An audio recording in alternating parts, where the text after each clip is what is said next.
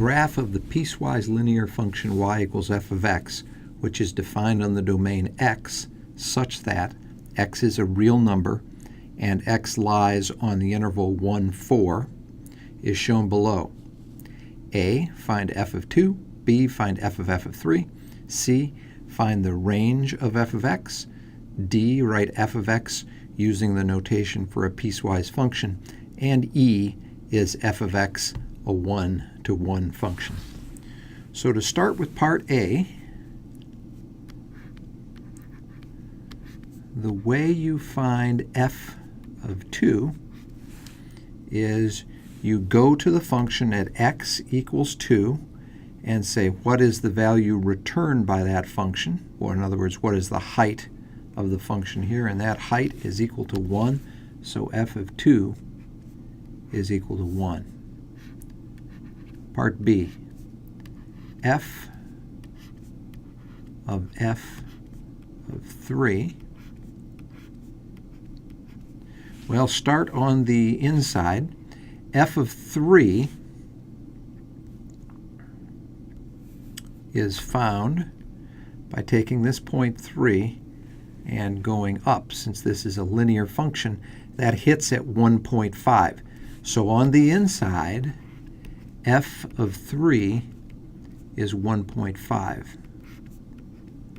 Then the next step is you go to x equals 1.5. So here's x. You go to 1.5. That's right here. And what is the height there? The height there is 1.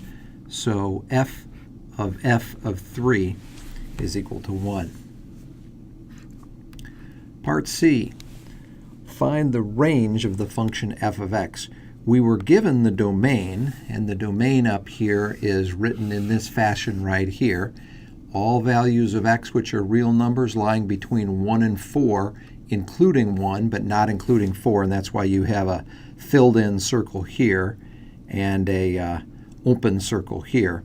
So if we want to use that same notation to write the range of this function, it will be the set of all y such that y is a real number.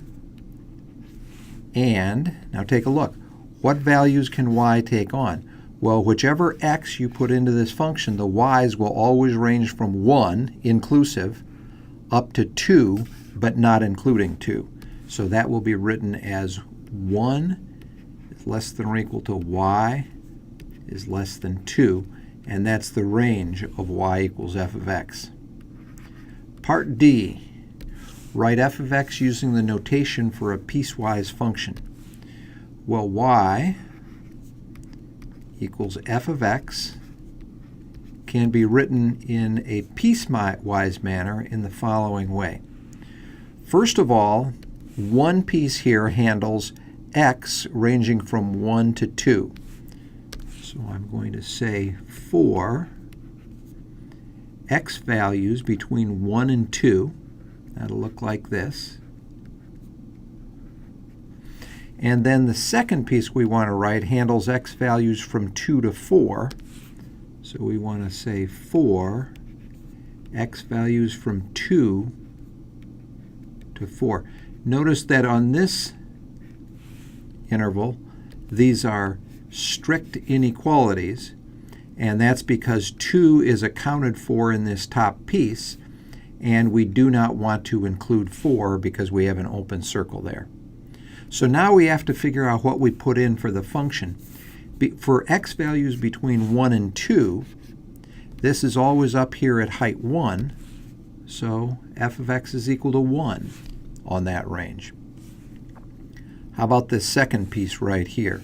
What is his equation? Well, you'll notice that that is a line segment. That means it's part of a line. And so the best thing we can do here is figure out the slope m and the intercept b so we can write down the equation of that line. So first of all, for the intercept, notice that this line segment right here, if you were to extend it, would go right through the origin. So the intercept here, put that down here as b, is equal to 0. And the slope Think of that as rise over run. So this line right here rises 1 when it runs 2, so its slope is equal to 1/2. Writing the equation y equals mx plus b, we can go back to the function here and write this as m, which is 1/2 times x, plus b, which is 0, and there is the piecewise way of writing f of x. Finally, the last question, is f of x a one-to-one function? To be a one-to-one function, not only does it have to pass the vertical line test to be a function, and we know that it is a function, we were told that, and it passes the vertical line test, but it's also got to pass the horizontal line test. Is it true that every horizontal line will hit this exactly 0 or 1 times? So you're fine right here, but there is a point right here, namely at y equals 1. Now you hit it a whole bunch of times, and so it fails the horizontal line test. So the answer is no, this is not a one-to-one function.